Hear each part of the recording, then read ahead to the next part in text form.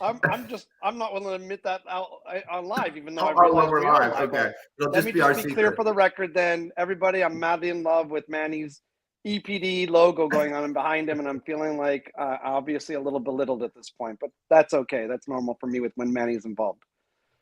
Well, Manny, you've definitely stepped it up. I can't remember a guest doing a background like this. So, thanks for stepping it up. And then Chris, your house looks beautiful in the background as well. So, well, we're bullshitting ourselves, but that's okay. The Manny part's absolutely accurate.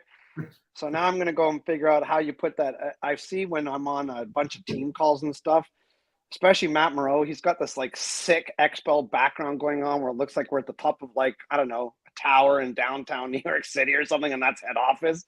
Like, oh, you got to show me how to do that. Yep. This is the first time I've actually done a virtual background, and because everybody was giving me such flack for the blank wall behind me. And so I said, you know what, tonight, in the company of Eric and Chris, I'm going to step up my background game. No, let's be clear. He said, what I'm going to do is make Chris look like shit, which is mission accomplished. Please.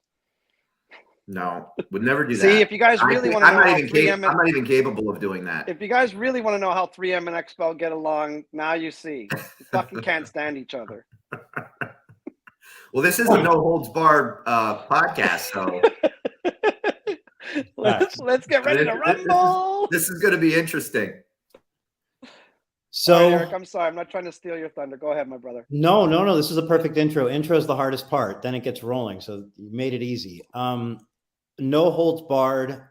I went through a couple weeks ago's video, grabbed some questions. I figure we could start there, but obviously anybody can ask any questions in the comments. And of course, we'll get to those as well. So really the format is question and answer as I understand, and then we go wherever it goes. Okay. So first, I have some screenshots of actual questions, but I wanted to touch on the topic of corporate stores. That seems to be one that came up. It came up specifically in the one with Chris. And essentially the question is, Nick Karamitros asked, if it's true that XPEL is opening up auto spas next to or close to high volume dealer locations, or is it simply a rumor? Oh, so, this is something that's been rumored forever. This is not a new rumor. It's resurfaced recently with a competitor in particular who's actually trying to spew this same bullshit. And I really laugh because you can see which competitor it is, and they're a tiny little fucking gnat of a company. But at the end of the day, they're trying to create ripples. And I won't say the company name, of course, because that's not my style. But at the end of the day, look, do we have corporate stores? Yeah. And are we proud of them? We absolutely are. Many of them have been acquisition because the store owner has approached us and said, hey, I don't want to do this anymore. I want to retire. I don't have anybody that wants to take over the business that I feel comfortable with. Or, hey, I understand that you like the idea of acquisition. Is this something you're interested in my operation? And then we look at the operation, we figure out if it strategically makes sense or not. Have we ever opened up a store from scratch? We have done that too. Houston is an example. We did that like many years ago when there was very little footprint of XPEL. As a matter of fact, it wasn't even using XPEL XPEL PPF at the time. It was actually 3Ms. And, we realized that we had a situation that had presented itself where we thought, oh, okay, well, this makes sense. So where and when do we do it? Well, there's a number of times where we'll look to do it. Number one is what geographically are we speaking about, right? If it's in a market where we don't have anything going on right now in internal, as in a corporate store, it's worth us investigating because we like to test our products in real world environments and have real answers, right? When we talk to customers about ceramic coating and they're saying, well, in my market, it's really hot and humid, and so your coating flashes too quickly. If we don't have a center ourselves that's in a hot and humid place, it's hard for us to answer that. When we look at like a lot of acid rain that goes on in Asia, well, obviously having a corporate store there would make a lot of sense for us to be able to test our PPF and our coating and how it will weather. When we look at like how UV indexes will impact window film and degradation and coloring and you know, the PSAs and all that sort of stuff, again, makes a lot of sense. Not only that, but a lot of times we use as a distribution hub. So one of the things a lot of customers are accustomed to with their current supplier is they might have a lot of local distribution, and we don't, right? We don't have redistribution of our product is where I'm going with that. And so with that in mind, that has capped us, and that, hey, sometimes you might have an ability to drive down the road and pick up product from your local supplier, and you can't do that with us. We were having everything distributed out of San Antonio for the US, everything out of Montreal for Canada. Now we have Montreal, Mississauga, Calgary. Mississauga and Calgary have both been from acquisition of existing operations. In the US, we now have Fullerton. We now have, Charlotte. Charlotte was really strategic, right? Mike Burke, our main window film buyer of the entire United States, headquartered in Charlotte. It was obviously smart for us to put something in his backyard to service his 9 local stores, plus the Eastern Seaboard. Boise was an acquisition. You know, Mike Mail, who's been an amazing attribute to the company, that was acquisition. That's Vegas. San Antonio, well, that's head office. So again, that goes without saying. But like, you know, it's funny. I had this amazing experience last weekend, John Gray from Gulf Shield.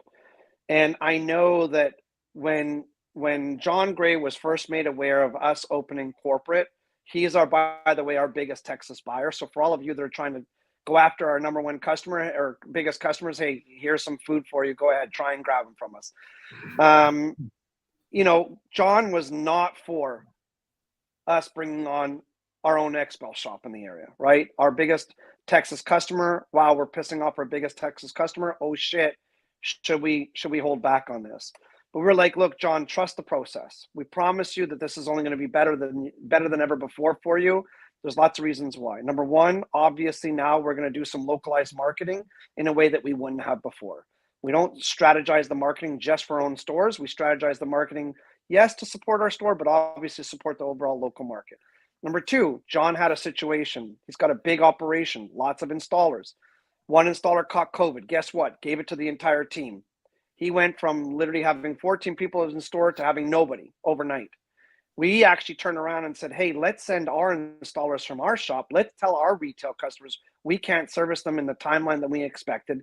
COVID's happened. Let's send a bunch of the installers over to John and help him out. That's what we did. You know, now when John's got a situation where he has an unexpected opportunity that arises with film that he doesn't have in stock, and of course he stocks a lot of film, but there are the occasional ones where he doesn't, for flat glass especially, he just drives over to our shop and picks it up directly, right? So are we looking to continue to expand factory stores? The answer is definitely yes. But like, is it like the Amazon bullshit where, hey, Amazon's paying attention to where there's the biggest sales in a product SKU, and so they're going to go out and duplicate the product SKU and steal that business over? That's the part that's pure bullshit, and that's definitely not happening. And as a matter of fact, there's a lot of talk right now in the street from one of my favorite competitors who's supposedly now actually doing the exact same thing. I'm not going to say that it's the truth yet. I'll wait to see that it's been announced officially, but there's a lot of people talking about this, and we'll see if it's actual or not. Maybe it's all bullshit. I don't know, because of course rumors in this industry are like the easiest thing to spread on the entire planet, more than high school or grade school. I don't think that 3M has any corporate stores, and you know what? If they don't, then I get it. But maybe Manny knows if they do or don't, and if they do, or why. And I'm sure that they would have it for the same reason as us. Yeah, 3M doesn't have any corporate stores in the United States that I'm aware of. It might be something that they've done overseas historically, and I don't know if they still do it today. But in the United States, 3M doesn't have any corporate stores. They go to market through dealers. And I understand both sides of the argument. On one hand, an installer or dealer doesn't want to feel like they're competing against their supplier. The notion is the supplier has a lower cost factor. They feel that it's unfair. Totally understand that. And maybe if I was a dealer, I would think that way. The flip side of the argument, and we've talked about this in the past, Eric, is that manufacturers have to grow in one way, shape, or form. That growth pleases Wall Street. It funds R&D for new products that benefit the channel, including the dealer who may not like having to compete against his or her manufacturer. So there are a lot of pros and cons to that model. And I think ultimately, if you're somebody that doesn't like competing against your manufacturer just for the sheer, just in principle, well, then you may need to go with a manufacturer who doesn't have that business model. But again, I think sometimes, and I can't stress this enough, and maybe my position is somewhat unique because I'm in the middle. I'm in the middle between the dealer and the manufacturer as a distributor for 3M. I see both sides, and I understand the pressure a manufacturer is under to grow. And that requirement of growth is on every manufacturer, whether or not the manufacturer talks about it. XPEL's a publicly traded company. 3M's a publicly traded company. There are other manufacturers in this industry that are publicly traded. They're under pressure for growth. Plus, even if they're not under pressure for growth from Wall Street, they might pressure themselves because that's in their organizational DNA. So I do think it's important not to underestimate the importance of growth to a manufacturer, but also recognize that growth does fund additional improvements in product and program and marketing and things like that. So when you're in the position of a dealer and you're always making suggestions to your manufacturer about, why don't you do this? Why don't you do that? Well, there has to be profit dollars to do this and to do that. And that a lot of times does come from growth.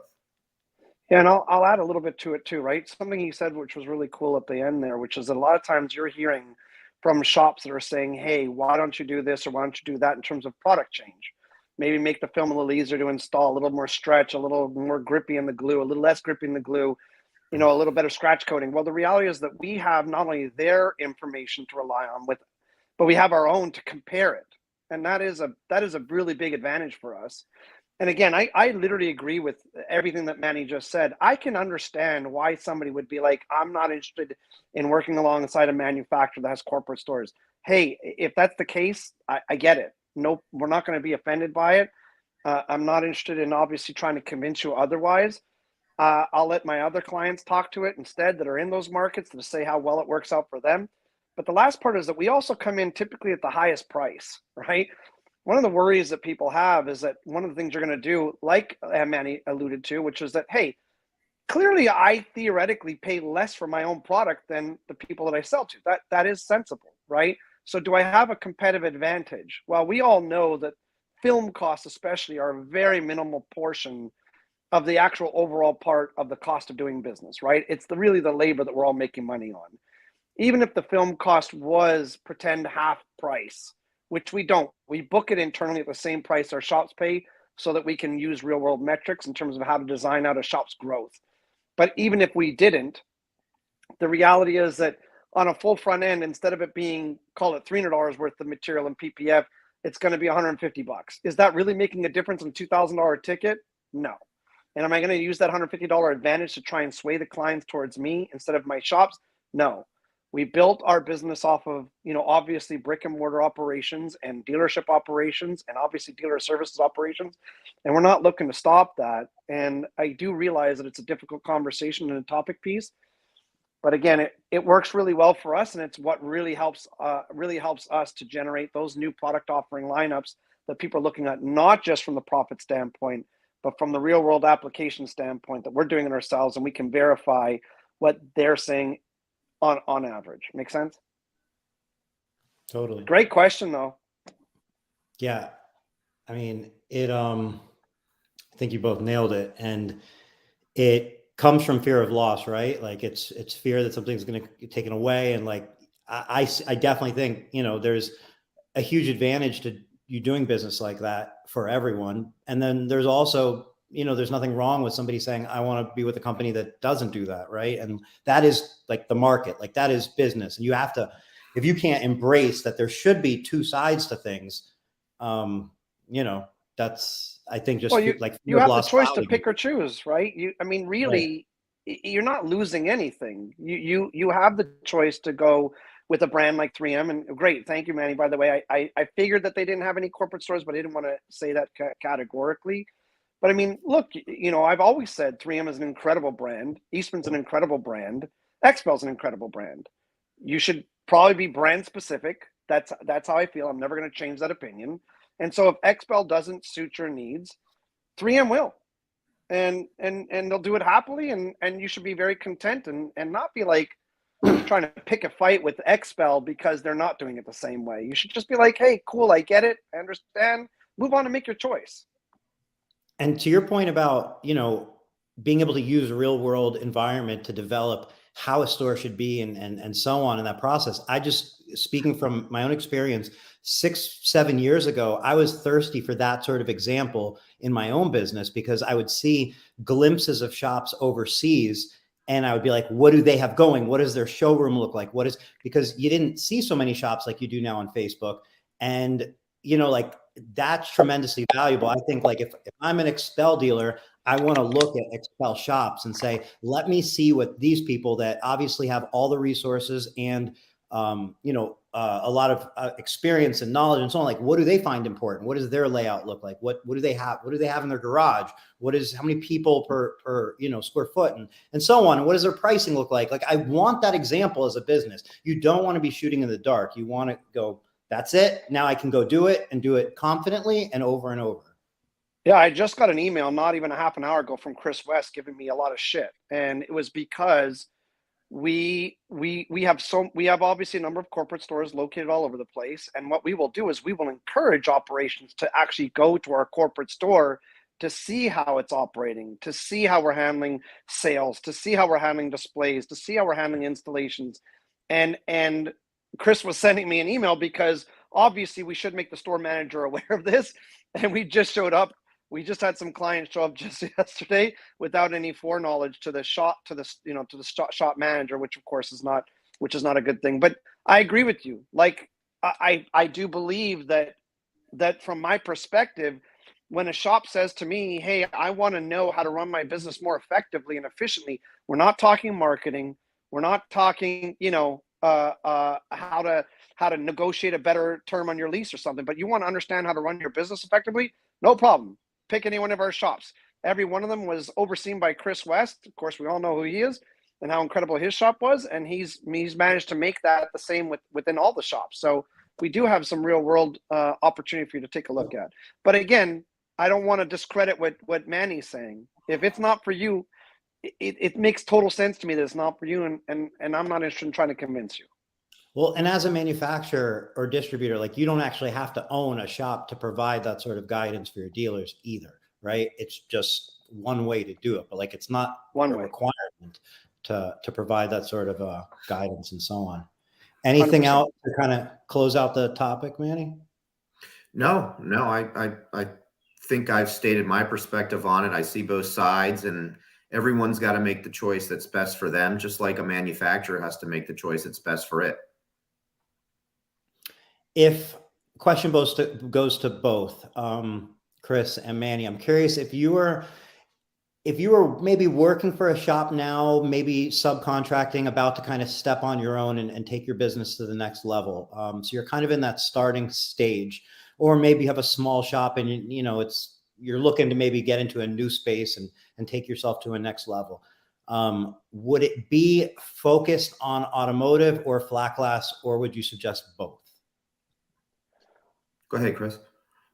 Well, I mean, look, I think automotive for a lot of people is their comfort point, right? And that, most of us are car fans or car fanatics, been around cars since we were kids, maybe playing with dinky toys or whatever. And in turn, we're something sexy about it.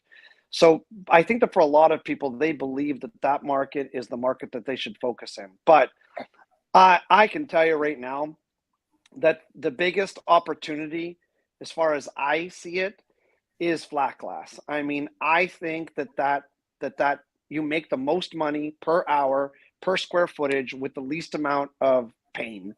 The sales cycle might take a little longer, especially on the commercial opportunities, because you're putting in bids and waiting for these bids to get reviewed and then get approved and make sure they fit in with that year's budget versus next year, what have you. This is, in fairness, a much bigger specialty of especially Manny and EPD. Manny and EPD is like a pain in my ass, thorn in my side when it comes to flat glass. They dominate the flat glass market by a long shot on the Eastern Seaboard.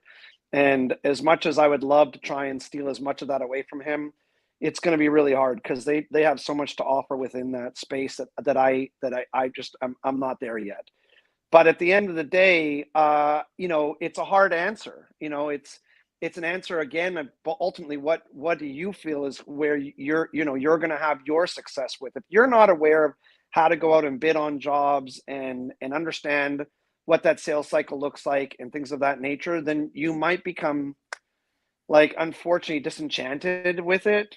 But I think that Manny would probably agree with me, and that if you stick with it and you get more interaction, especially with your brand, and in Manny's case, the distributor, that long term there's a lot more opportunity, I think, in flat glass than auto. And I would drop auto and do strictly flat glass if I had, especially an unlimited bank account, to get through the first year in order to build my book of business. But that's my opinion.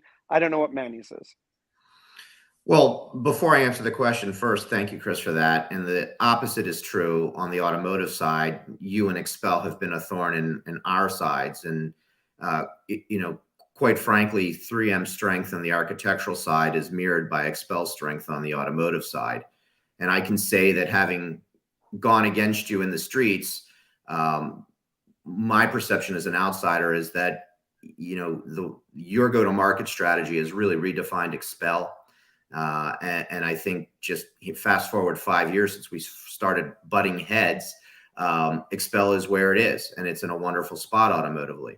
Architecturally, I would agree that 3M is in a similar position. And so my strength, or my background, has always been architectural or flat, and relative to residential or commercial, because as a distributor, that's the market we can mostly impact.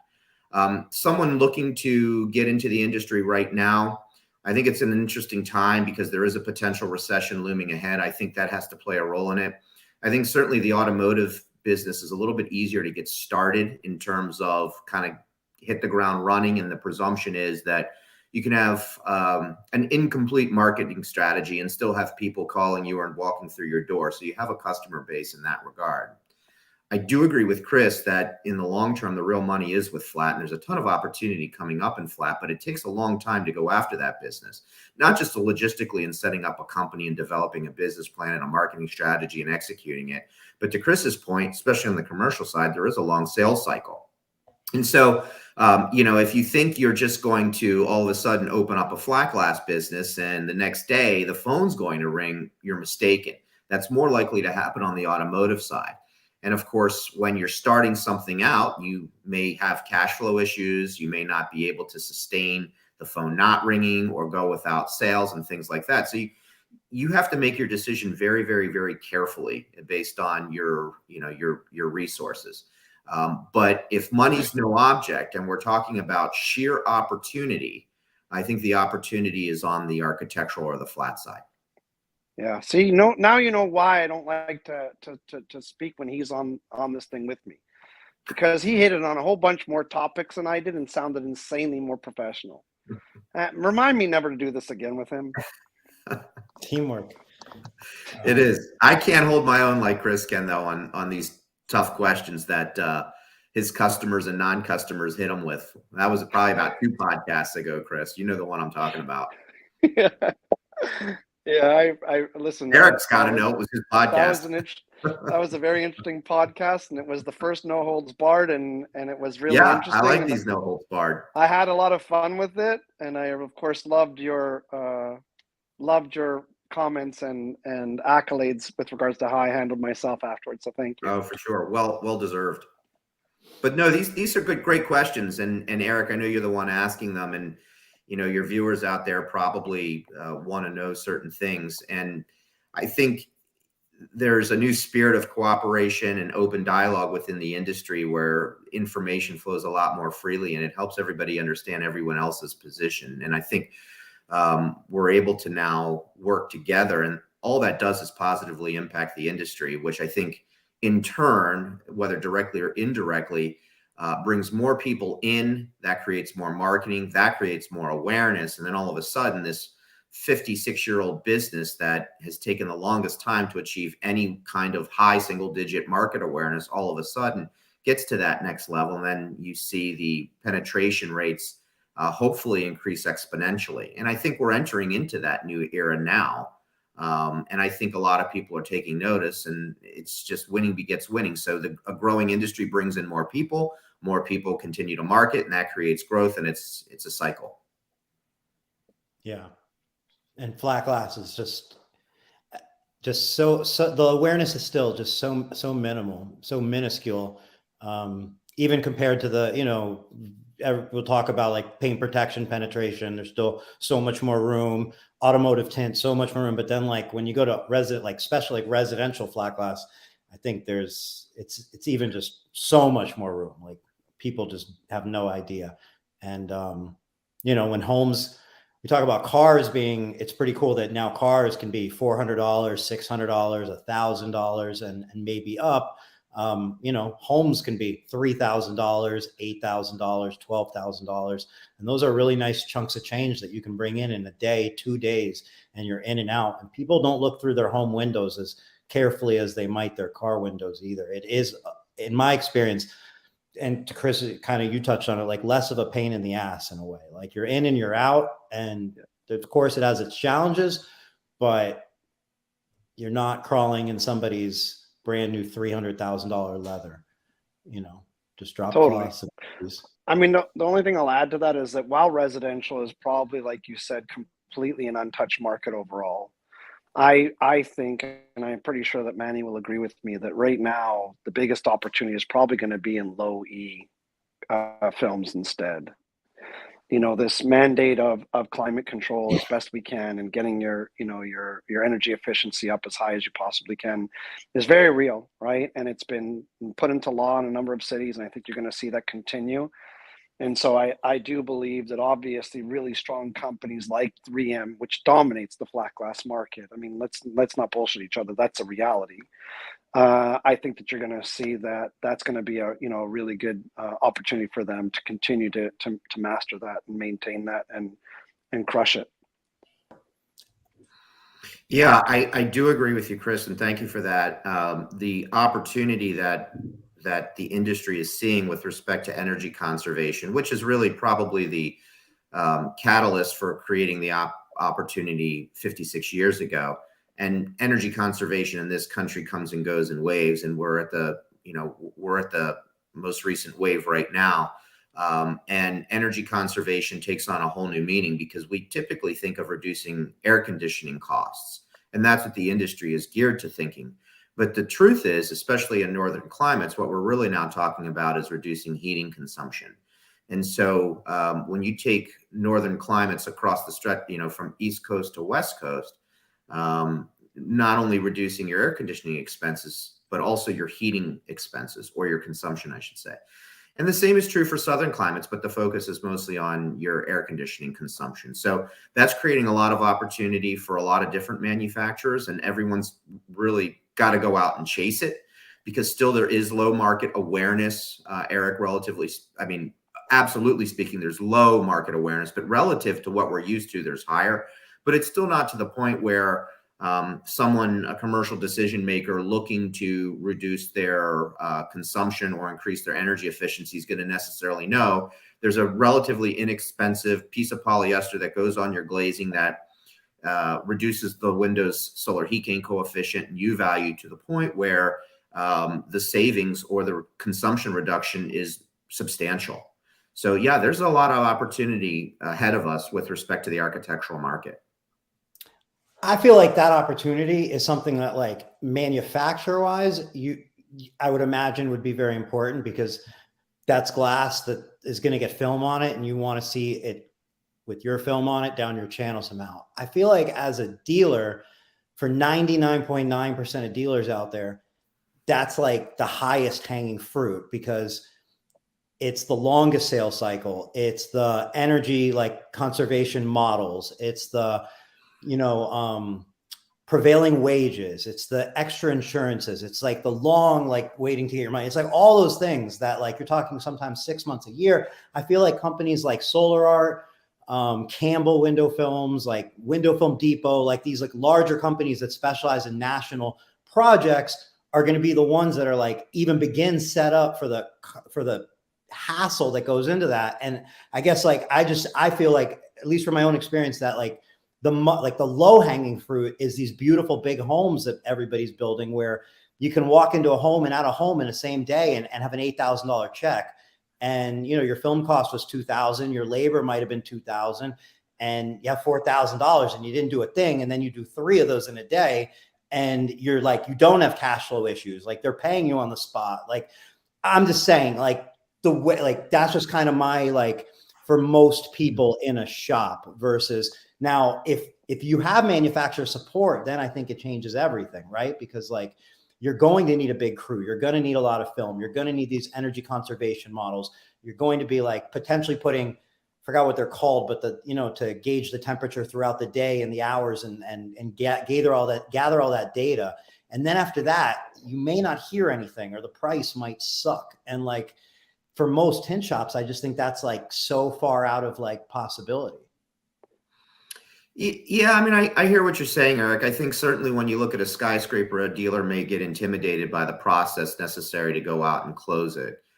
Your larger dealers, like the ones you've mentioned, and even some of the larger local or regional ones, do a marvelous job of chasing down opportunities, creating awareness, and ultimately closing projects and installing film.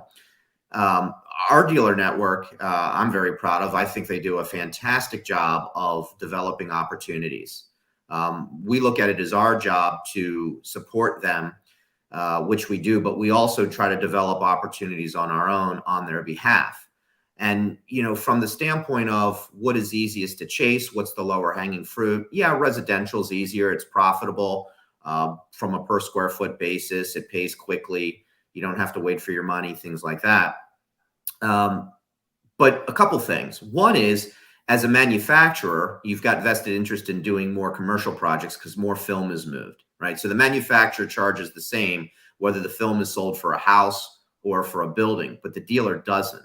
And this kind of goes into what we were talking about earlier, which is the pressure that a manufacturer is under to grow, because ultimately when they do grow, that does benefit their network ultimately. And so, you know, I think manufacturers have a vested interest to develop these projects on their own as well, in conjunction with their dealers, but they're not easy and they do take a long time.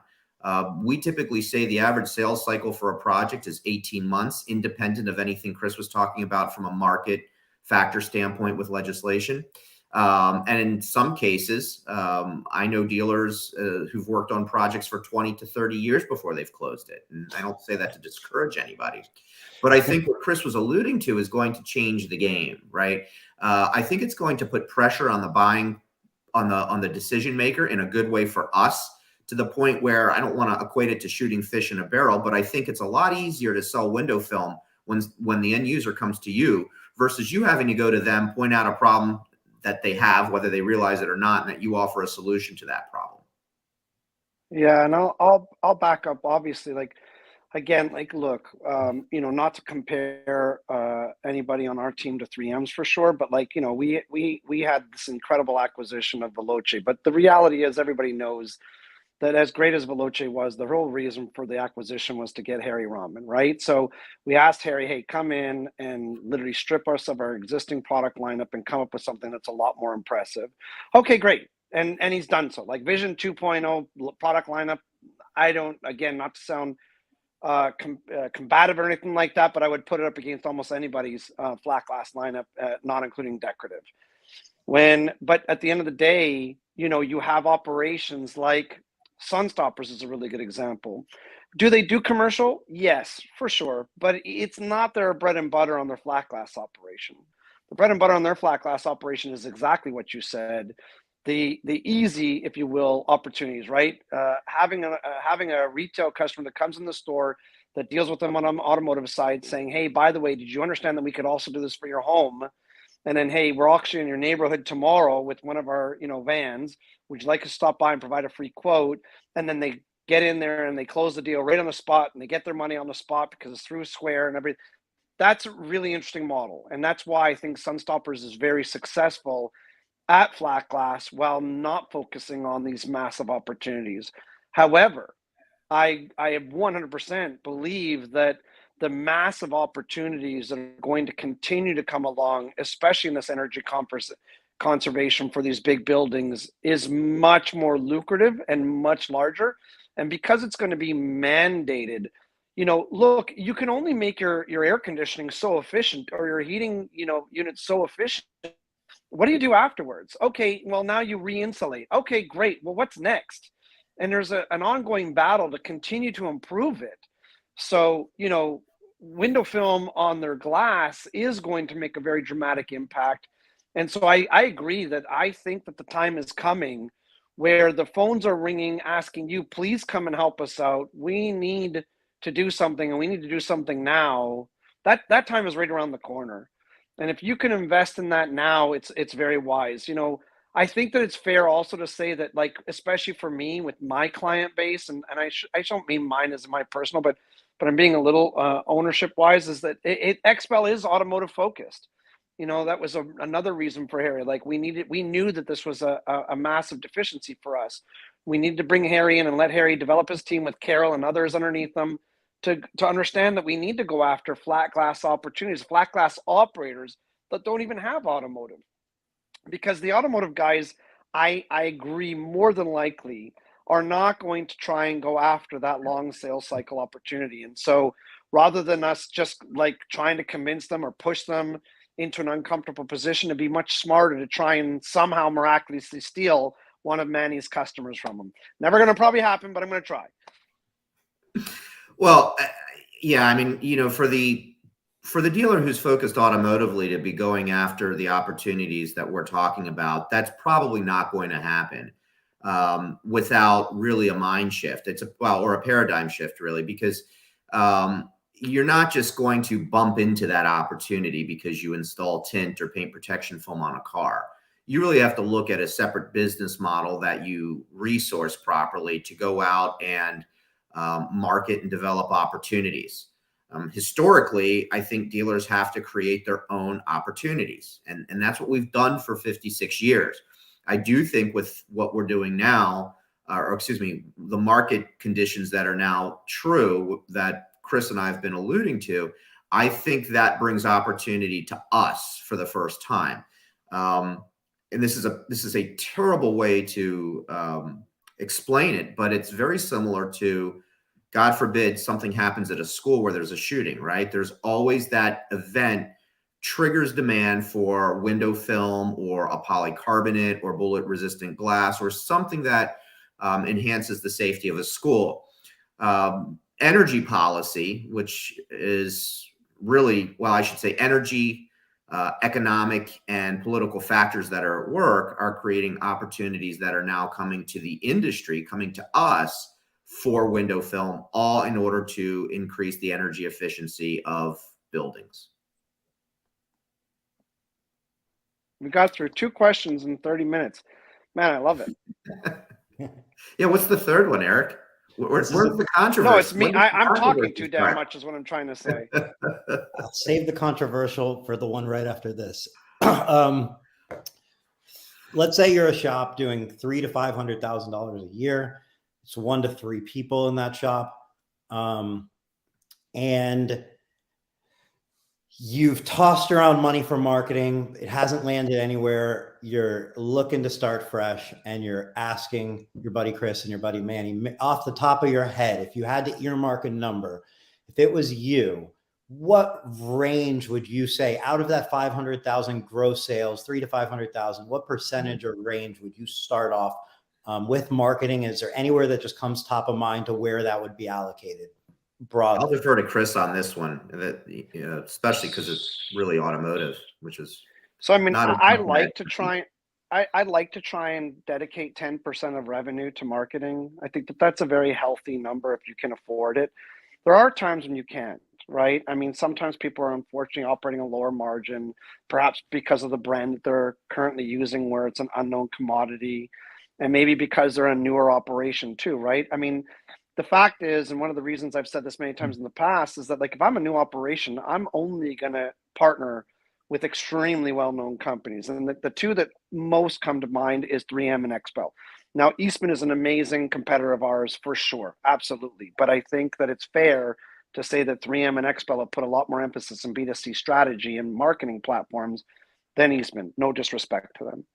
So now, knowing that if I'm not with one of those two recognized brands, now I have to put in more effort than ever before, right?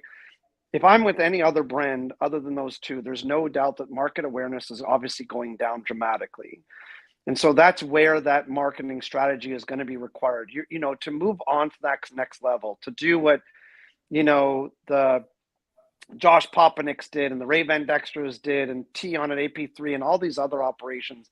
You reach that $300,000 to $500,000 threshold and you're like really nervous and scared, almost like, how do I get to that $1 million mark? What is that going to look like? I mean, I was just talking to Brett and Tiffany at All American not that long ago. And, I can remember when I met them 4 years ago or whatever, and they're working in that one bay shop that wasn't even owned by them. And now they're in their 6,500 square foot shop. And I don't know if they'll be okay with me, but they're way into the 7 digits, right? And they were, that $300,000 to $500,000 mark at max before. I think that the way you're going to achieve moving on and upwards, if you will, is with a marketing strategy. And that includes in the downtimes. Guys, there's a lot of people who think that right now you need to pull back on the purses because maybe there's a recession coming. And I'm like, look, that I don't think is correct. I think that now is the time you need to focus on marketing more than ever, because ultimately consumers are still going to be purchasing and ultimately they're going to try and make a decision based on what? Something they're finding, something they're locking onto. So if you can put aside 10% of a marketing budget, that's really healthy, but you need to spend it wisely, right? I mean, it's not just as simple as saying, hey, well, I'm going to give $3,000 into Facebook campaigns and talk to Jared and Jessica.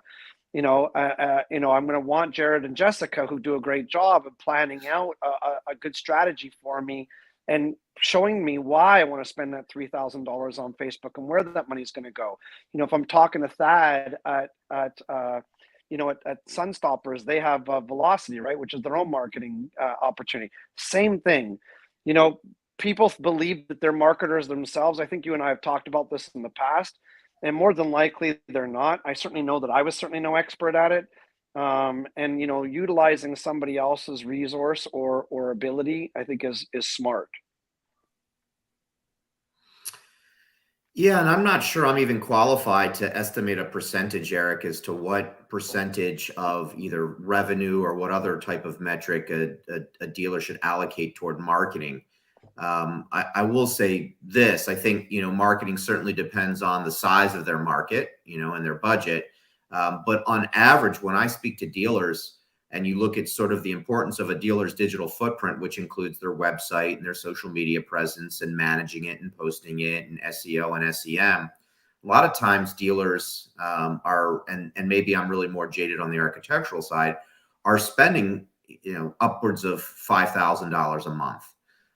And they see a return on it. I think automotive is a little bit different from what I've noticed. And Chris, Eric, please feel free to correct me if I'm wrong, but I notice a lot of the big shops tend to focus a lot on Instagram, because a lot of what they're selling, especially tint or maybe color change, or is visual. So you need pictures about that, or paint protection film, which is not visual. You want a picture to show that it's not visual. And so I see a lot of the big shops, many of the ones that you already named, Chris, that really have a very good and powerful Instagram presence. And it's not just a question of, hey, taking a picture of a car that you did today and posting it. It's getting as much mileage, pardon the pun, out of that picture, out of that car as you possibly can, so that as many prospects see it as possible.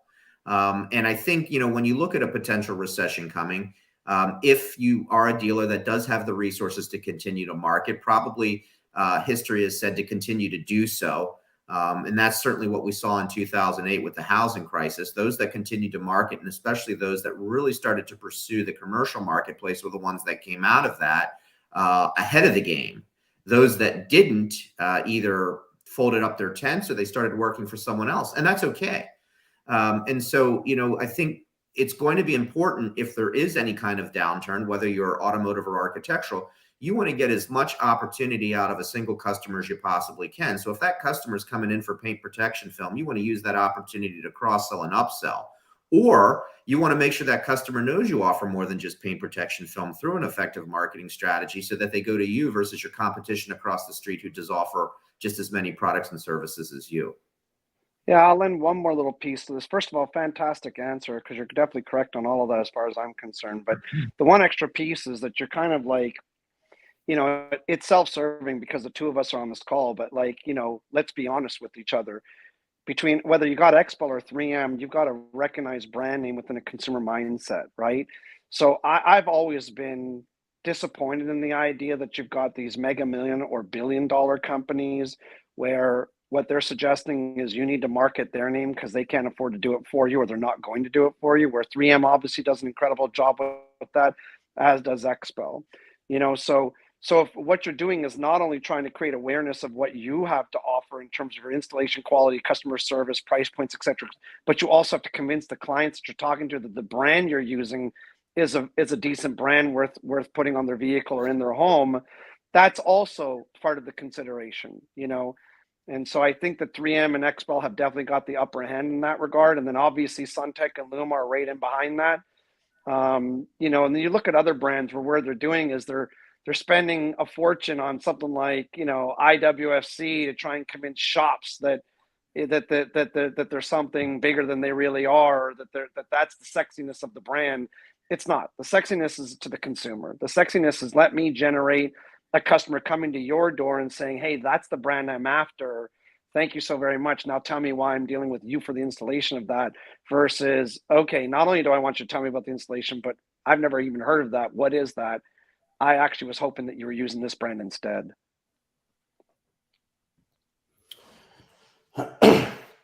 Clear.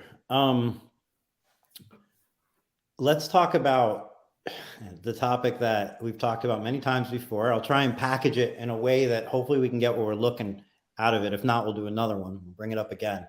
One brand, the like XPEL all in versus, hey, carry what you consider the best solution for your customer. So just to kind of give it some backstory.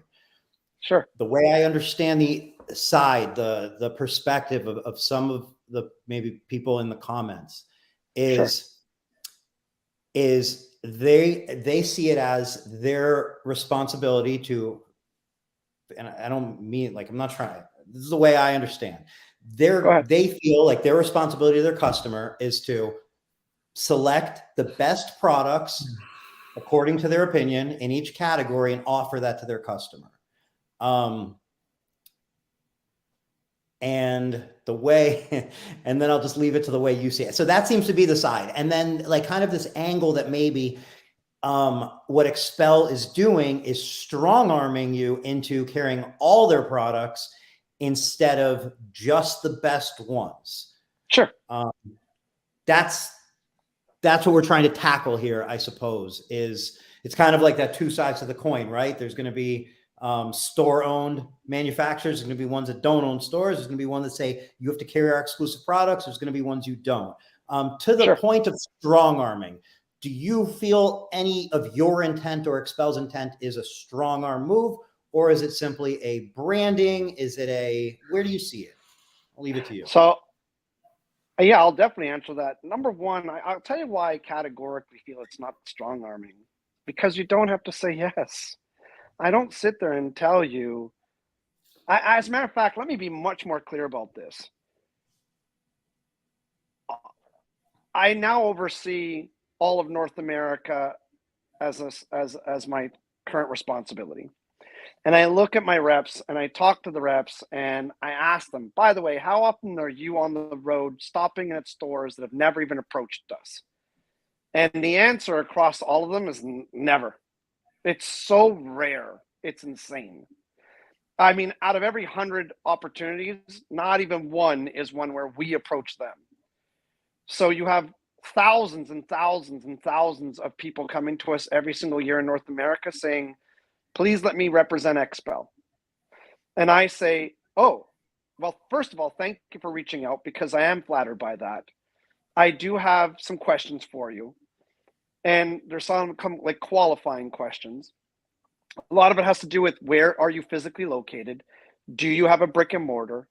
Who are you currently using? What are you currently spending in total dollars?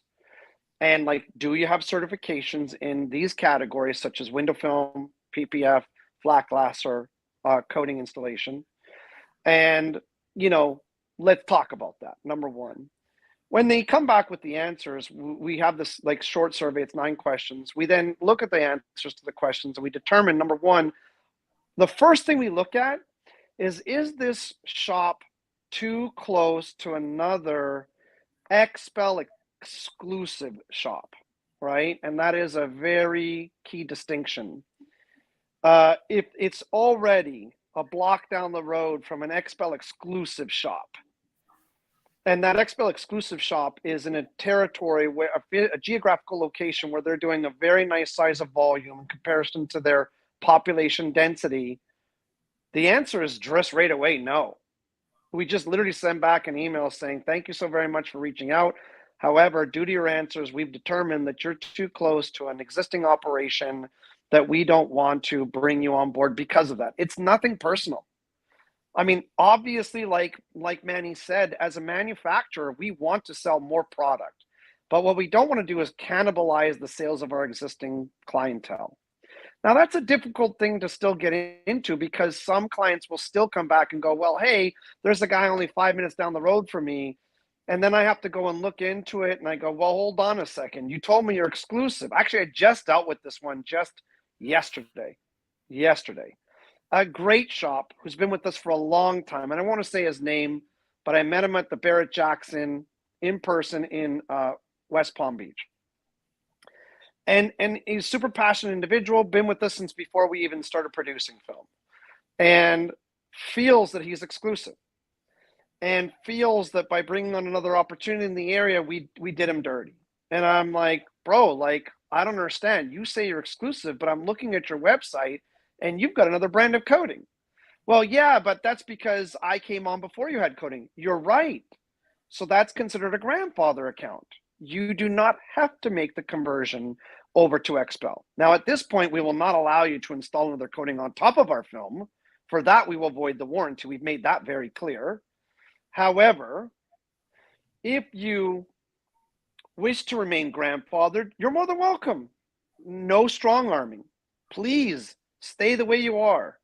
Be a brand that's XPEL and another coating brand. I hope I didn't say the coating brand earlier, because I try to stay away from brand names, unless it's 3M, because of course I want to pick on Manny as much as possible. So, you know, he's convinced in his brain that he's married to me, that he's exclusive with me. And I'm like, man, I don't even understand how you can use those words when you're using a top level coating brand against me. You're not exclusive. You're not married. You're dating. You're treating me like a vendor, and I'm treating you like a client. And we have a very good relationship that's reciprocal, but it's not a marriage. And so if what you're looking to do is stop the bleeding and not have more shops come into the area that are also going to become XPEL shops, it's your call. But I'm not making the decision for you. I need you to make the decision.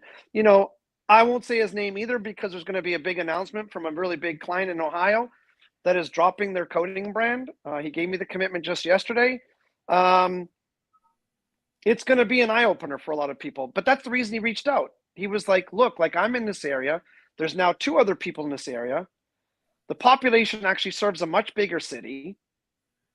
But Chris, like, what are you doing to me? And I'm like, man, like, we've talked about this many times before. It's on the record for 2 years now of conversations. You've declined. And I understand why you declined it. You don't want to switch from your coating brand. I get it. It's all good. Don't. It's actually been better for me that you didn't. Like, candidly speaking, it's been financially better for me, because it allowed me to open those 2 other shops in your physical area and bring on a lot more volume than just your coating would. Like, let's be very clear, guys. You want the secret? The secret is I'd rather that nobody said yes to going all in XPEL if they're a grandfathered account, because financially I win. But the fact is, I actually would much rather be honorable and give you the first right of refusal, and sometimes second and third and fourth and fifth, like we did with this gentleman. And finally, it made sense to him. And he goes, Chris, that's it. I don't want to, I recognize where XPEL is going. That's my bread and butter. My XPEL business is growing much faster than my coating business is. And I'm thinking it's going to continue that way. And I need to focus on that, not the coating.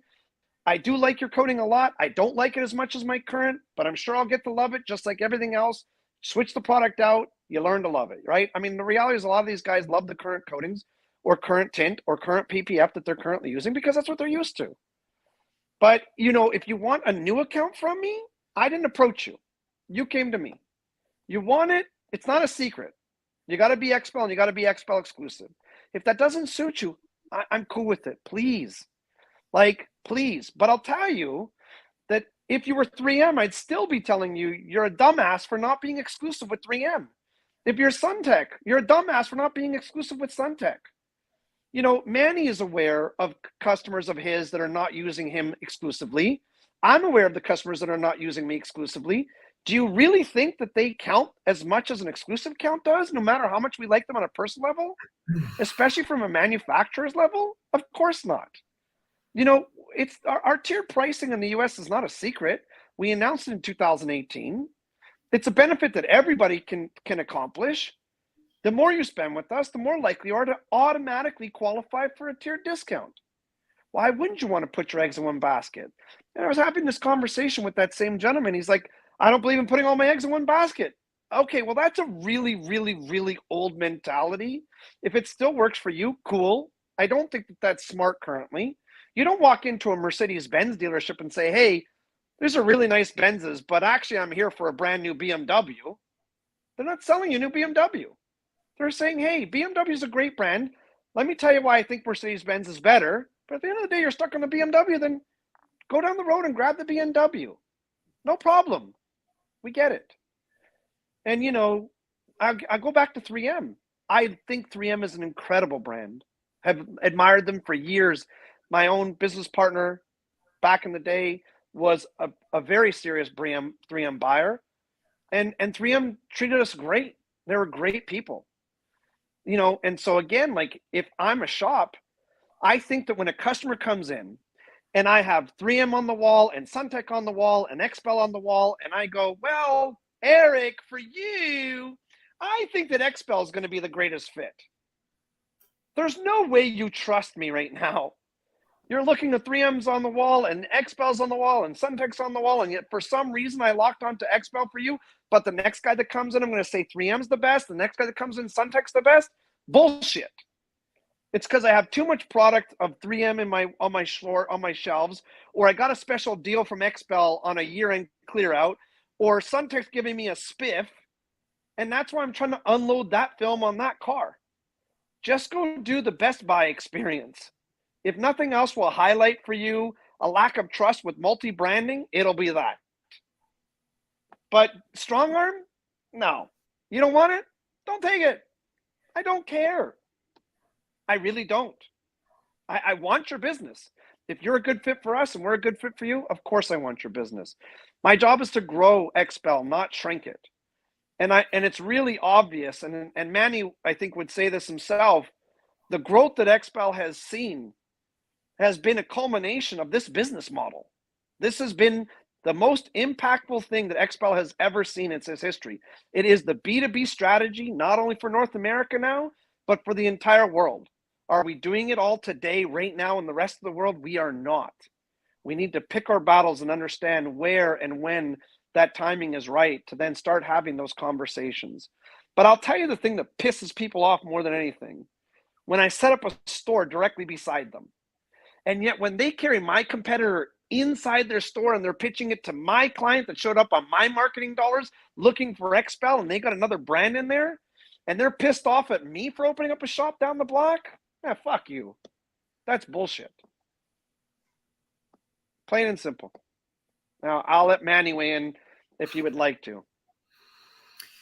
Well, there's definitely a lot to unpack there. I certainly see the dealers' resistance to being dictated to, or as they call it, strong-armed, right? I mean, they're independent business people. They want to run their business as they see fit. They don't want any manufacturer coming in to tell them how to run their business. And I guess I would agree with Chris in the sense that it's not strong-armed because you can say no, right? XPEL may not be the best fit for you if that's their business model.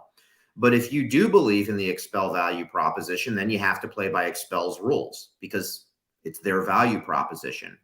And it must be working, to Chris's point, because just look at their quarterly earnings or filings and their annual reports, right? You can see the numbers just increase from quarter to quarter or year over year.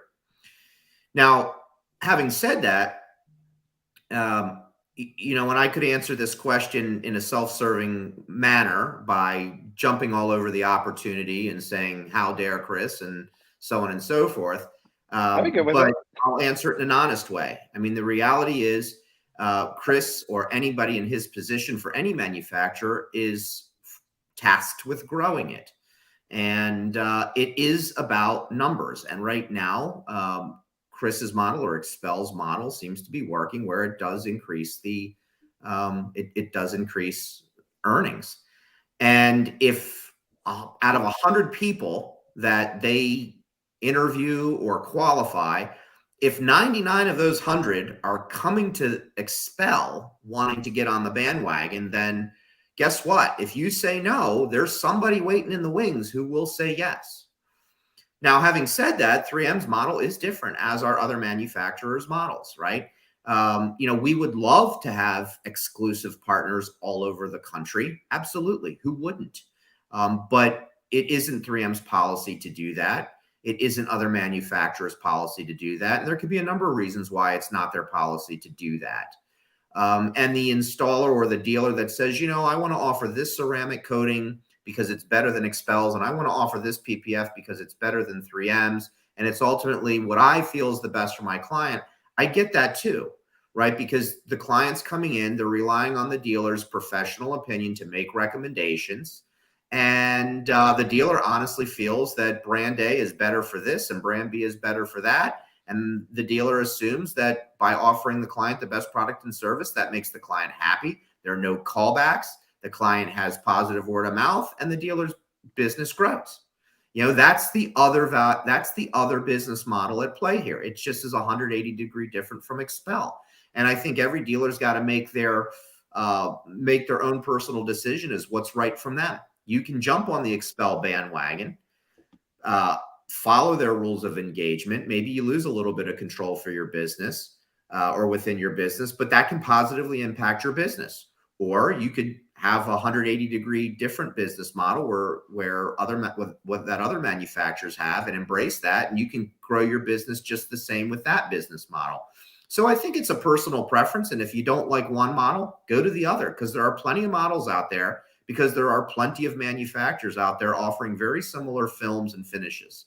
And this is true even on the architectural side as well, right? I mean, and I think it's a little bit harder on the architectural side because not everybody makes a purple polka dot film. And that one time some customer needs a purple polka dot film, you're going to have to get it from wherever you want, right? And I think even XPEL acknowledges that, Chris, if I'm not mistaken, that if you don't make something, you certainly understand the dealers need to go out and source it elsewhere. And so I think everyone's just got to make the best decision for their business, and every business is different. So every decision will be different. So I'm going to add a little bit more to it. I would have a lot more respect for the vast majority of the shops that give me that answer if they actually had a single brand as their offerings within a specific department. Like if they had a single brand of coating or a single brand of PPF or a single brand of tint that they're currently using. Where I lose all respect or credibility for them is when they've got multiple brands that are literally competing against themselves within the shop, and then they're saying, well, I want the customer to make the call. Because I'll go back and say, well, if that's the case, then are you also letting the customer dictate how you install the film or the coating? What do you mean? Well, let's imagine the customer came in and said, well, what I want you to do is shrink the back glass first, but don't install it. Then I want you to come over to the driver's side. I want you to install that next. And then what I want you to do is just put a windshield visor in. Oh, and go back to the back window. No, of course you wouldn't let them do that. Why? It's because you're the expert. You're supposed to be the expert. You're supposed to be the one literally informing them of the best decision that you can make on their behalf, because genuinely speaking, they don't know the business the way you do. So again, when I hear somebody and I'm looking at that survey response and they've got 3 brands of coating, all of which are competitive with one another, I'm like, man, don't tell me that it's because you believe that you're picking the best product for the customer. You're picking it either on price point, or you're picking on installation ability, or you're picking it on some other context that has got nothing to do with whether or not it's actually the best. The other part, of course, is that people will say, well, how do I get around the fact that I've been telling everybody brand X has been the best for all these years? I'm like, come on, are you serious? I mean, constantly there's development, constantly there's change. Look, 3M brought out a coating not that long ago, and I'm sure it's an amazing coating. I haven't been able to convince Manny yet to send me some to test, because I'm sure he'd obviously get, not to get a response from 3M for doing so. But I'm just teasing him, of course. But I mean, the reality is that, again, 3M brought out a coating. Do you think it's shit? Of course not. It's 3M. They're going to bring in an amazing product. Well, they weren't in the market before. Is it possible that 3M coating is better than everything else in the market? It's definitely a possibility. And if it is, are you telling me you can't honestly have a great conversation with your client and say, look, I know I told you in the past that brand X was the best. That was true up until now. But now I've decided to go with this instead, and here's my reasons why. And you answer to that. In XPEL's case, we're not shy about the fact that you can put another coating on the film, and if you do so, you're going to avoid the warranty. There is so much problems happening right now with coating and film. It's insane. And it's not just our company that's seeing this, it's everybody.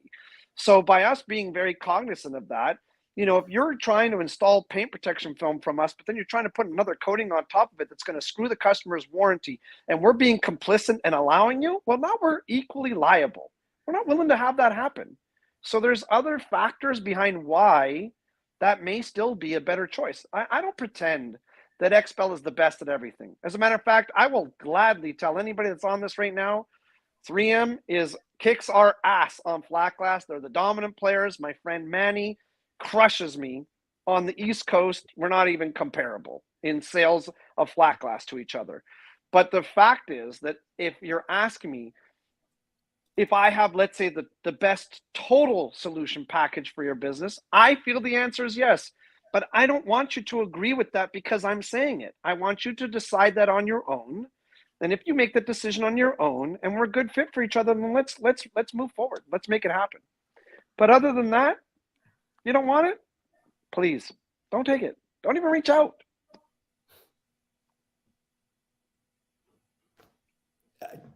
You said it earlier, Chris, and I think it's very valuable nugget was where you said, you went as far as to say, if you're Suntech, I think you should be all in on Suntech. If you're Lumar, be all in Lumar. If you're 3M, be all in on 3M.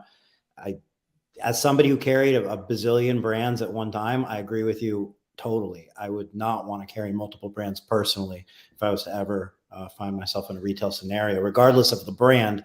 I think it makes your life tremendously easier. Not to say you can't run a business with multiple brands. You run a great business and tons of shops are doing it. To your point, I don't think you're doing yourself a favor in the sales process, in the training process, in your inventory, in your displays, in your relationships. I just don't think you're doing yourself a favor. I mean that wholeheartedly. I think at least in automotively, if you were to reach out, and I'm sorry, Manny, I don't mean, of course, to be comparing myself to 3M at this point, but I think that if you were to reach out automotively specifically and talk to any or all of the shops that went 100% exclusive with XPEL, they would categorically be showing you how they far outpaced anyone in the same market that didn't take that opportunity. Far outpaced. Now, like Manny said, there is truth to the idea that if we don't carry it, that's non-competitive, then with my blessing, go get it. We don't carry a full line of decorative. 3M has a massive line of decorative. I don't care if you use 3M's decorative. I don't even care if you put 3M's logo on your website talking about their decorative films because of it. That's not a conflict of interest. We don't carry vinyl. My favorite vinyl on the planet is 3M's 2080. If I was doing my own car, that's the only vinyl I'd put on it. And so you want to use 3M's vinyl? Hey, with my blessing, please go do it. Please go get it. But if you're going to tell me, well, the customer showed up and they want Suntech film, that's why I carried it all of a sudden, now we got a problem. I'm like, no. That's like the Mercedes-Benz store somehow managing to offer a brand new BMW. It's not available. You want to offer another coating because the customer asked for it because that's the last one you used? The answer is no. You moved on. This is the new product. This is why you made the choice. This is why it's best for you, Mr. Customer. Make it happen. Well, one point I'd like to hit on, Chris, is that you mentioned a dealer potentially flipping a customer that was brought into their store on your marketing dollar.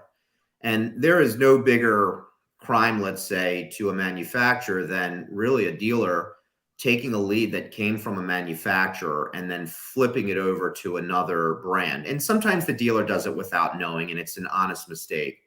But certainly if it's something that's done intentionally, that's ultimately going to cause conflict with your manufacturer. Because, while dealers do a wonderful job of marketing their businesses and bringing their own customer base into their stores, manufacturers do it too. And XPEL is exceptional at it. And so I could certainly understand where there would be some conflict if there's this perception that XPEL's marketing resources are being spent to grow another manufacturer's product line. And while I can't speak for 3M because I don't work for 3M as a master distributor for 3M, I would have an issue with it if it was an EPD dollar spent and I found out that a dealer flipped a customer over to XPEL or Suntech that I was responsible for bringing to them in the first place, whether we're talking automotive or architecturally. And so I think everybody's just got to kind of put things into perspective in the sense that, what are we ultimately talking about? One of the things is, well, I want to run my own business and I don't want somebody telling me what to do. That's part one. And then part two is ultimately to say, well, independent of me losing a little bit of control over my business, do I believe in the XPEL business model or the 3M business model or the Eastman business model?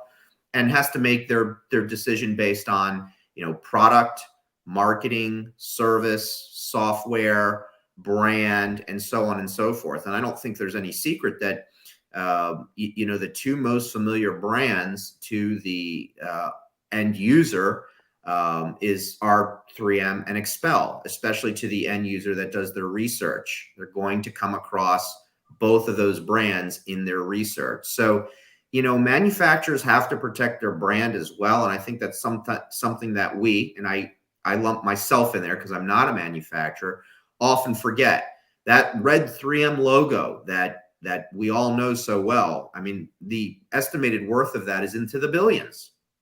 And that is 3M's most prized possession. And when you form a relationship as a 3M dealer, you get the right to use it. That's what you sign your contract for with 3M. All that language is really about putting some guidelines around how you can use that logo because it's so important to 3M. And I suspect XPEL has something very similar in place. So, yeah, but that 3M logo is as recognizable as Coca-Cola or Harley-Davidson worldwide or IBM. Yeah. Let's be very candid, right? There's no human being on this planet, unless you're like, I don't even know, like you'd have to be in like some Amazon forest where you haven't seen humanity besides yourself, right? Where you don't have access to a television that doesn't know that logo, right? And like, if I'm 3M, you can be damn sure I'm going to be outrageously protective. Look, I know that EPD does an incredible job with their digital marketing and their campaigns. I wouldn't even feel comfortable if one of my clients was switching a customer over from there. I would feel like that's doing them dirty. Never mind the fact that it actually gained something for me if that happens to result in some film sales. And it's because I am that passionate about what am I investing in your business, or what is 3M investing in your business through their marketing channels for then you to go and use it with somebody else. Let's not leave a little bit out here. Let's be fair to Ceramic Pro, right? I mean, in terms of the ceramic coating market, every one of us owes them a little bit of debt of gratitude because they really created the hype for it. Sure did. And that's another company where, at least in ceramic coating, there's a lot of consumer awareness about that brand. And it doesn't matter whether or not you genuinely feel it's the best or not. I think it's an amazing product line. But, you might be really like in love with let's say some other awesome coatings like Fine Lab or G-Technic or C-Quartz or G, all awesome lineups. But are you genuinely going to try and tell me that they have any consumer awareness that Ceramic Pro has? Not even close. So, it's how would Ceramic Pro feel if a Ceramic Pro client showed up to then get flipped into XPEL Fusion or 3M's coating? Not good about it, even though we're great brands with some marketing awareness.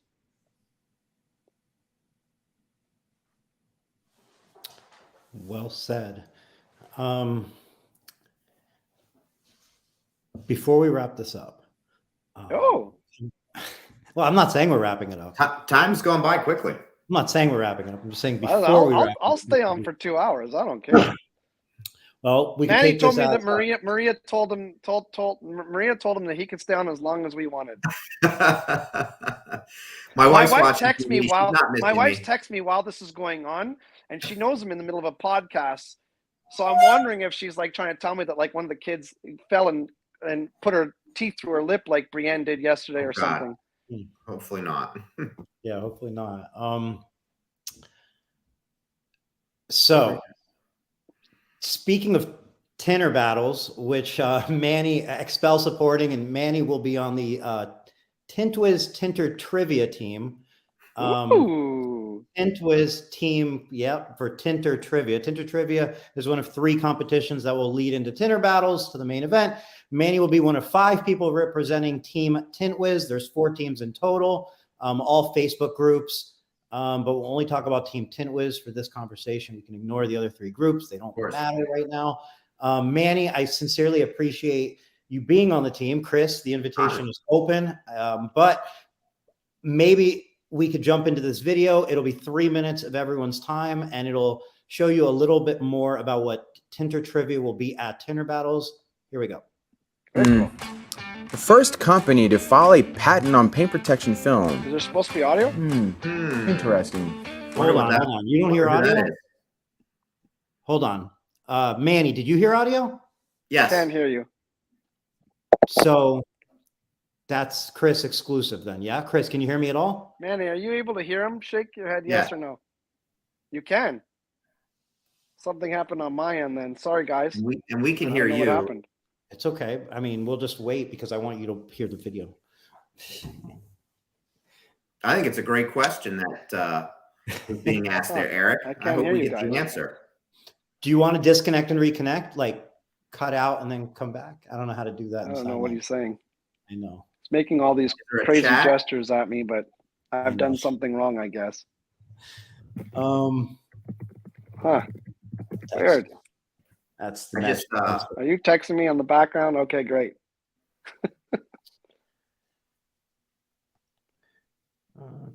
What's worse is that you guys can hear me and I can't hear you.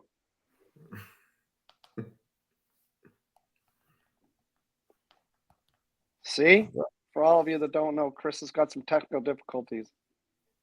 All right, he signed out. Not yet. Oh, will do. Just the simple disconnect, reconnect is usually, it's like the restart. Can you hear us now, Chris? All right, now he's out. And we'll be back. How many people are listening, Eric? About 40. Wow, that's a great audience. Yeah, it's been 40 plus throughout. Definitely great audience. Comments are active. Are there any questions? Is there any questions for 3M while we're waiting on Chris? Or most seem like they were geared for Chris and XPEL.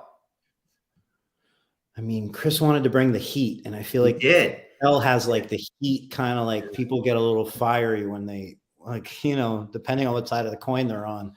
Yeah, it gets everyone going a little bit. So, well, you know, just while waiting for Chris, I am excited to be part of the Tint Wiz team. Thank you for the invitation, Eric, and I'm looking forward to Amelia Island. Well, I'm looking forward to it as well. Let me just hold on one second. Just there it is. Yeah, I mean, it's, you know, it's great to have you on the team. And it's I'm glad you're coming. I'm glad to see everybody that is coming. It's less than 30 days away, 28 days away, and I am certain it will be a very unique experience that has never happened in this industry before. So there he is. Can you So hear us? sorry, guys. Yeah, can you hear me now? Yes, Perfect. we can hear you. I apologize. I have no clue what happened. No worries. Now the key is if I start this video, if you can still hear, if that was Right. that could have been the issue. I don't know. Go All ahead. right, fingers crossed. Give it a shot. The first company to file a patent on paint protection film. Interesting. First year security film was introduced to the market. Seriously, why isn't this information more talked about? Maybe it's because up until now, it's been sounding like this.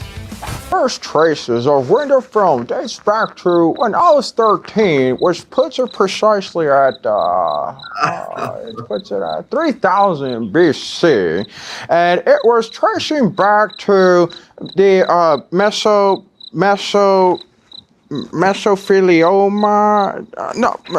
Mesopotamia. It dates back to Mesopotamian days. And anybody's got a question? What? Mesopotamia? Mesopotamia? More like what a mess. I think we all agree this needs a revamp and a splash of tintertainment. So I've got an idea. What if we make information fun? Like turning it into a contest. We're gonna need about 4 teams. I got it. 4 Facebook groups.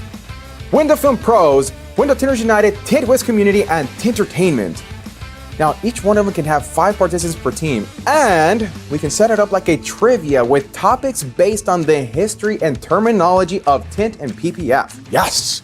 Here's the setup. We have a total of 3 rounds. Team A versus Team B for a total of 10 questions. The first team to get the most questions right advances. And then round 2 can be Team C versus Team D for a total of 10 questions. The team that gets the most answers right also advances. Now for the third one. The third and final round, it should be 20 questions. And the team that gets the most questions right will win the contest, declaring the winner and most tintelligent group on Facebook. I like that idea. It's a great interactive way to learn with Tintertainment fun. For you, for me, for everyone. Interesting. I like that. I wonder what else is out there. Did you know that the first window tinted vehicle showed up between 1940 and 1958, and it was the innovation of Easy Eye factory tint. Now initially, window tinting was only available through auto manufacturers. DIYers eventually got into the game and started experimenting with a few different methods, including a spray-on tint, but it didn't look very good. It didn't last very long. It was prone to streaking and the visibility was terrible. So then a company finally figured out a way to dye a window film. You want to know what that company was? Join us for Tinter Trivia Game Show at Tinter Battles 2023 live in Omni Resort, Amelia Island, Florida on January 5th through the 8th. Squeegee that.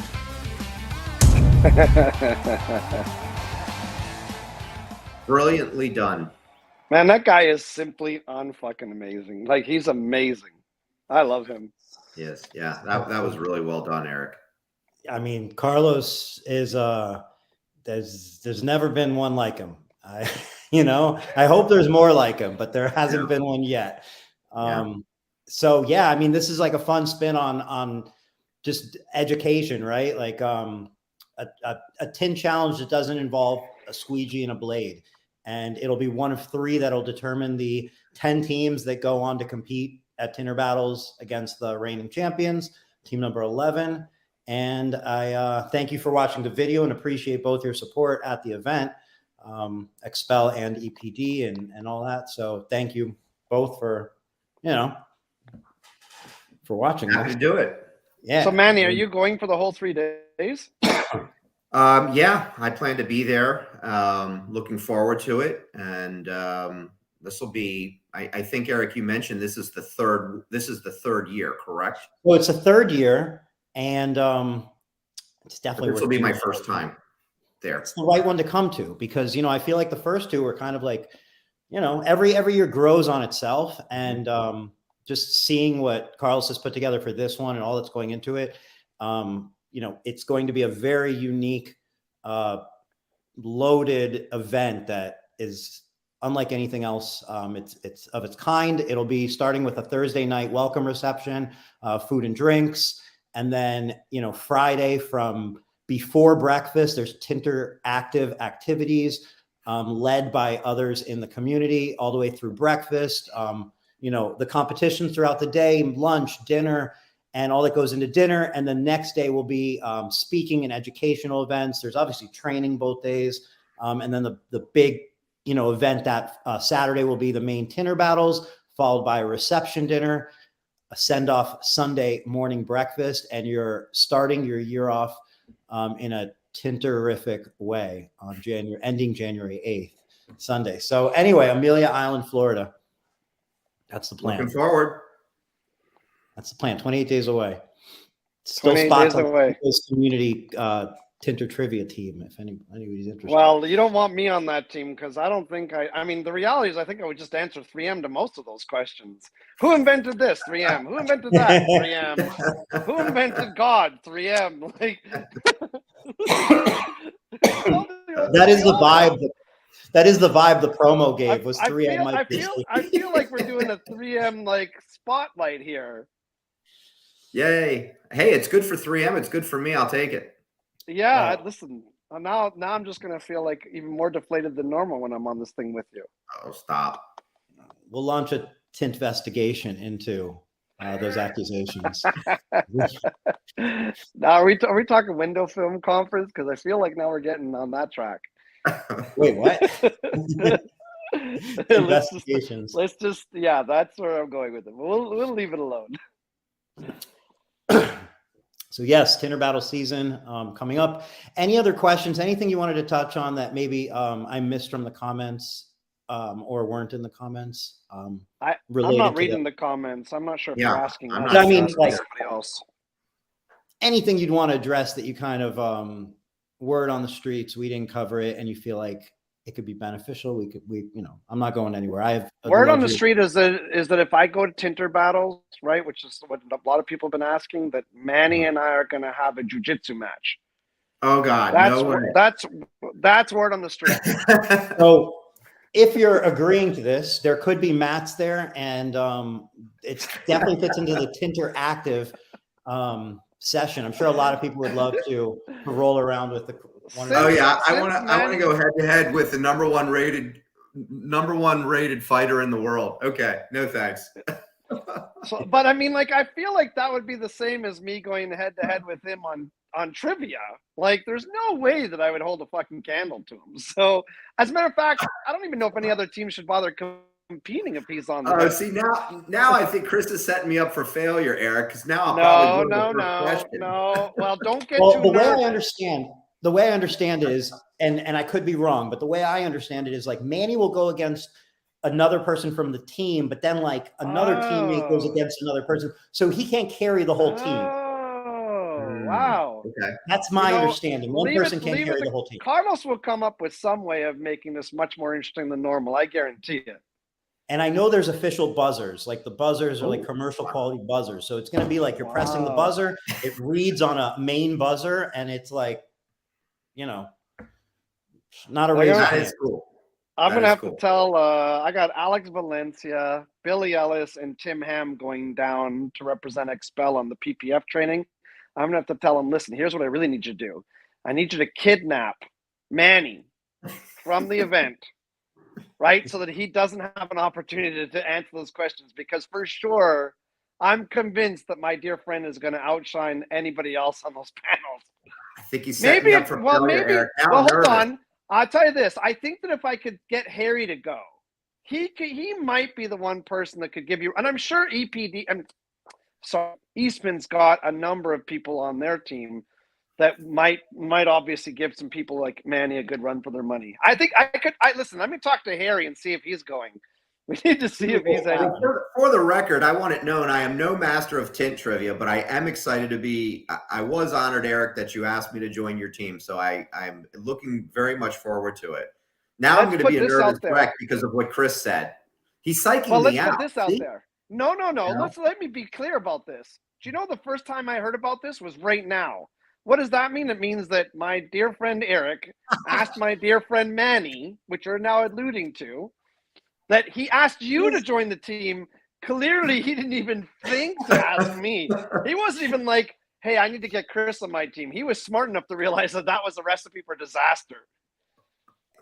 Here's the thing. It's two sides. So personality wise, I wouldn't want to put any pressure on you to be on, I wouldn't want you to feel like obligated. Yeah, this is how I am. But beyond that, I also have an eye for trivia, right? Like trivia type, like knowledge. I just feel like Manny being, grown up in this, it's like that stuff's embedded in him. Like probably an armbar is for you, or like, it's like, listen, I still think it's also because that the answer to 99% of those questions, especially if we're talking about who invented it, it's 3M. I don't know what type of questions are going to be, but it sounds like Carlos has put together like historical questions, not like current, like active questions. So it's like a history of type of thing is so anyway, that's the only reason. Team's still wide open. We have Cody Becker on the team, which is, Cody Becker, amazing flat glass dealer out of Delaware. And we have Manny, and then we'll see whatever happens from there. I'm open. What about Rob? Rob's a tough one because Rob likes skiing, and I suppose it snows a lot right around that time. Oh. Which Rob are we talking about? Oranges. Manny's cohort in live podcasting, and Rob Oranges, my partner in crime on our Window Film Revolution podcast, which got it. Which Rob is very, very proficient in all things window film, including trivia. So he's probably the one to watch out for if he ends up coming. Yeah, I feel like when they hit you with the U value question, that's like he's probably got every film or Rob. Like it's like what? Committed. He's probably got the U value of every film committed in his brain on any kind of glass. Yeah, including the competitive film. Oh yeah. Wow. So I mean, that's how Harry is too. In fairness, like he really knows Harry competitive product unbelievably well. Now, again, I don't have the experience of sitting beside Rob and knowing the same context that you do, but I do admit that Harry. I mean, there's a reason why I utilize him so much for answering flat glass stuff. Yeah, no, Harry would do very well for sure. And I think, I don't know much about the history. And I'm more, I guess my strength is more about knowing we're trying to pursue opportunities that are in front of us that we sort of already talked about earlier in the podcast. But Rob is very, very fluent and proficient in all things technical as it relates to window film, auto and flat. Interesting. So if it's any consolation, Chris, I'm actually not on my own team either. So I left myself off the team because I don't feel like I'm a strong trivia person. Now, sure. It's 50% that I really don't. It's just like, I know what I know, but I don't know that I'm going to be as strong in the trivia department. The other thing that I feel like was an opportunity here is, and this has nothing to do with who's on, it does have something to do with who's on the team, but don't read too deep into it. But I feel like, I saw this as an opportunity, not for me to try and prove my trivia knowledge, but as an opportunity to let other people, be highlighted, be seen, their knowledge be shown, because someone like Manny, for example, is somebody like Manny does podcast with Rob Oranges in Window Film Revolution group. And I just think they're tremendously awesome. I think they're contained being just in that group. I don't think enough people see them. I don't think people get to see them later on. They should be on YouTube. They should be searchable, because the amount of knowledge you have and are willing to put out there is so awesome. And then there's other people like you in the industry. And I want people like everyone, people in the industry to be able to put a name with a face, be comfortable because they met you in person at Tinter Battles and it wasn't just through the internet, and reach out to you when they have a question or an opportunity or something. And, I just think there's so many people that are out there that are kind of known in the peripheral online, but not well enough. And this is an opportunity to let people shine, Well, makes sense. We're looking forward to it. And thank you, Eric, for the compliment. Rob and I enjoy those podcasts, and we probably should do more. And I think you're right. I mean, I don't know how many people listen to it live or go back and listen to it when the link's been posted, but hopefully there are people that enjoy it, and they ask great questions. And it's a big group.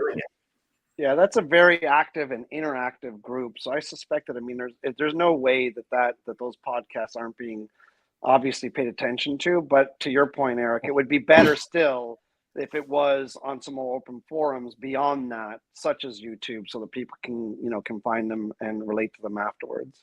Here's the thing. In a Facebook group, like, and I mean, and I know, Kristen, you're not like an enormous Facebook guy, but if you've ever done this, or Manny, if you've ever done this, have you ever searched a Facebook group for content, for something you were looking for? Whether it be like, hey, I know so-and-so posted a thing, or like, it's the worst experience ever. Like if I was like, I want to find all Manny's podcasts and just like maybe binge watch them today or listen because I'm working. It's basically impossible. You have to leave your phone open the entire time. Because if you even touch it, it's going to go right off the video. So I just think like contained inside a group is just not giving it justice. Fair. Yeah, especially when you have an option like putting the audio on Spotify or whatnot. People listen to it while they work, or Apple Podcasts. It is really like not untapped, but like a lot of people actually listen to stuff like that there. Whereas like Facebook, it's like it came, it went, and it's gone. Yeah. Fair. But anyway, Chris, I'm taking this as you're coming to Tinner Battles, and I'll have jujitsu mats ready and room for you. I may be making a guest appearance. All right. Well, that's all I'll say for now. I'll take that. And we'll really figure out if there should be mats there or not. For real though, like if you think that would be a good fun exercise, because I know like. Listen, there's a lot of window film installers in our community and that do jujitsu. I mean, a lot. It always shocks me that every time XDC comes up, a lot of my clients are reaching out and saying, "Hey, are we going to go to jujitsu while we're at XDC?" And I'm like, "Fuck yeah, let's line it up." Last year, I think we had like 13 or 14 of us that went to a dojo and did a lesson. It was awesome. So you never know. Maybe somebody does want to challenge me for some time on the mats while we're there. I could use a warm up before Pan Am's. Friday morning, 7 a.m., 7:30, Tinteractive. Start the day off right before breakfast. Just throwing it out there. Just throw it out there. Did we miss any hard questions? We got Scott asking what belt you are. Black belt. I got my black belt after 13 years this past December. In fairness to Scott, I actually was hoping that I wouldn't for another year or so. I had just made it to the #1 position in brown belt in the world for both gi and no gi at Master 4 in both my weight category and open weight category for both those, both gi and no gi. So I was really proud of that. But at the end of the day, there were some tournaments that I really wanted to still partake in that I hadn't, such as Europeans and Brazilian nationals. Those were two that I haven't had a chance to go to and compete at. So I was hoping to do that at a brown because my likelihood of winning at brown was obviously very high. The negative with getting to black belt is that all black belts are black belts. So most of the guys I'm competing with, actually, matter of fact, all the guys I'm competing with are between the ages of 51 and 56 years old in my category now, which is called Master 5. Which means that most of them have had their black belt a minimum of 30 years versus a guy that just got it not even a year ago. I can tell you all right now that a person who's had their black belt for 6, 7, 8, 9, 10 years versus a person that just got it might as well be a white belt compared to a black belt on a regular mat. It's very dramatic in terms of their skill set difference and the amount that they have available to them and knowledge and pressure and strength and all this stuff. You know, I was most happy, believe it or not, with just winning my very first black belt match. My first black belt match came up against a guy who's been a judoka black belt for, I think, around 20 years. He owns his own academy. Eric is his name, super nice guy. And he's been a jiu-jitsu black belt for 3 years. And I played a strategy that he wasn't expecting because he watched a lot of tape on me. And thankfully, you know, by luck or by a little bit of skill, I managed to pull it off and win my first fight. But overall, I'm losing more fights than I'm winning at black belt now because of the gross disparity and the skill difference. So getting back to the question, which was a very long answer, now a black belt, proud to be a black belt, proud to be a professor. But learning curve is starting all over again at this level. Did you work out today? No, today I didn't so that we could do our podcast. Yesterday? Yes. So it's like an 2 everyday hours. thing, almost every 2 day hours on the thing. mats. Yeah, almost every day. In fairness, the last 2 months with the new role, right? The director of sales role has definitely, and I haven't been able to either find or promote from within yet to go down to the RSM roles, which are now vacant because Eric Cummins and I both went up to a director level, as did, of course, Zach Burke. So that's left 30 some odd direct reports, which has meant that my time is, a little less available for training than normal. But jiu-jitsu is a big part of my life, as is my wife and my 2 kids. So finding that balance has not been easy. So there's been less training than normal, but I finally got the go ahead to put the headcount request out for the RSMs. We should see those 2 jobs posting on Monday. Then I've got to do one for Canada as well, put those next level management in play, and then should be able to get myself right back to the schedule, because my plan for next year is 12 to 14 tournaments and to try very hard to end up in #1 position again. That's awesome. It's every 4 weeks. Once every 4 weeks. Yeah. Last when I went to #1 at Brown, it was with 14 competitions in 12 months. Correct. Yeah. I admire the work-life balance, or whatever, like however you pull that off. Cause like, it's still like, it comes to my mind. Like today it came to my mind. I went to the gym and it came to mind. I'm like, Chris Hardy's probably working out at least 2 hours today, and he's busy as fuck too. So like, what is it? Like, you have to carve away the time, but the days can get away so quickly and so easily. Yeah. And I need it. Like, Manny and myself and yourself, with the work ethic that we all have, you and I both, but we all know that there's obviously a lot of like external stress from work that culminates from that. So I need that outlet. I need that release. I actually can see it in myself, much like you see people that get hangry. I don't get hangry. I mean, I do weight cuts and they're pretty extreme, but I do get testy, if you will, if I haven't trained for a little while, and that's building up. So it's smarter for me to train than not. Let's just put it that way. Manny, how's your work-life balance, briefly? Not bad, or does work really get you? Like, I guess if you ask my wife, Maria, she'd have a different answer. I think it's pretty healthy, but I do enjoy work. And I think, hopefully the passion comes through. It certainly comes through with you, Eric, and with you, Chris. I have the same passion. And I've talked about this in the past, that this is a very strange industry that if you're not in it, you probably, I don't want to say you look down upon it, but you can't figure out how people make money in it. You can't figure out why people are in it. But once you are in it, it sucks you into the point where you never want to leave it. And you have such a deep passion for the industry, for the products, for the solutions, for the different manufacturers, for the different dealers, to the point where, a lot of times it doesn't even seem like work. So I might be working quite a bit, but it doesn't really seem like work to me. And Maria will complain and say, hey, you're doing a podcast, you're not spending any time with me. Or, hey, why are you working? Or whatever the case might be. But she is looking forward to coming with me to Amelia Island. So it does have its trade-offs. Oh, wow. Well, now let me just say officially, there's no way I'm not making it. Just so There I you can go. hang out with Maria. There you go. She'd be happy. Thank you, Chris. That'll make her day, because I was telling Eric earlier in the day that I just booked all my arrangements and we're ready to come down. And I typically don't like to, Florida is not part of our distribution territory. So I typically, when I travel, it's just for work and it's in our distribution territory. So we're looking forward to going to a nice warm state. Yeah, it's stunning. Don't count on too much warmth. It is January, but it is going to be a nice state, and much nicer than Maryland. Warmer for sure. Warmer, yeah, correct? Yes, warmer for sure.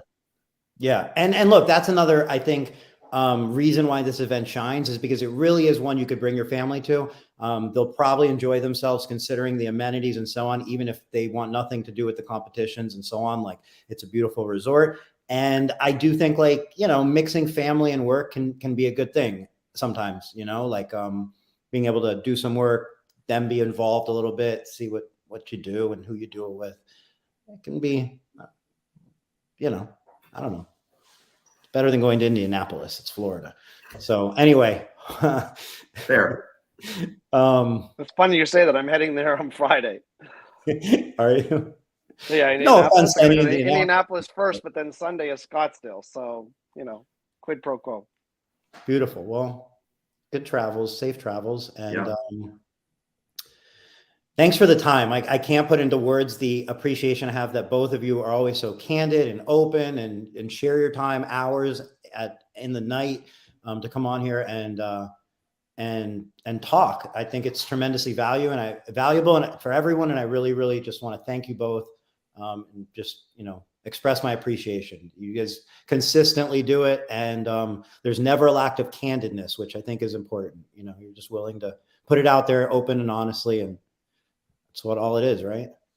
It's fun. And I appreciate the invitation, Eric. And I thank Chris for the initial introduction. This is the second time we've done a podcast together with you, and it is fun. It's, to the point that I was just making earlier, it doesn't even seem like work, even though it's, 9:45 here. And anytime you extend an invitation to me, I'd be happy to be on it, Eric. Thank you so much. Yeah, just make sure I'm not on with him again, okay? I think it's good when we're on together. Especially if he's going to have that stunning EPD logo in the background, and I'm going to have like a louvered cover, a shade covering on my window. No, seriously, Eric. I figured it out 2 minutes before we went live. So, well, see, now you're making me even look worse because I couldn't figure it out while we were on the call. Eric, thank you so much for the invitation, and obviously, thank you so very much for what you're doing for the community. I think that this podcast is amazing. Wow, there we go. See, it's no EPD background. No. But I, first of all, of course, love being on with Manny. Manny and I are really good friends. We're diehard competitors against each other through the day. But when the day is over, we've had a friendship for quite a long time, and I'm very proud to say that. And I'm proud to say that I'm friends with quite a few people from Eastman as well for the same exact reason. A lot of mutual respect within that company as well. So, what you're doing for this community in general is incredible. And I think these podcasts are completely invaluable to anybody and everybody that's listening. So thank you. Thank you. Yeah, here. All right. Well, obviously, thank you to everyone who listens, because there'd be no point of doing it necessarily if nobody listens. So thanks to everybody, obviously, out there as well. And we'll wrap it up. Have a good night, everyone. Have a good night. Have a great night. Happy holidays. Happy holidays. Happy holidays. Well done. See, Take care, talk to me everyone. again. See you at Tinner Battles. Bye, guys.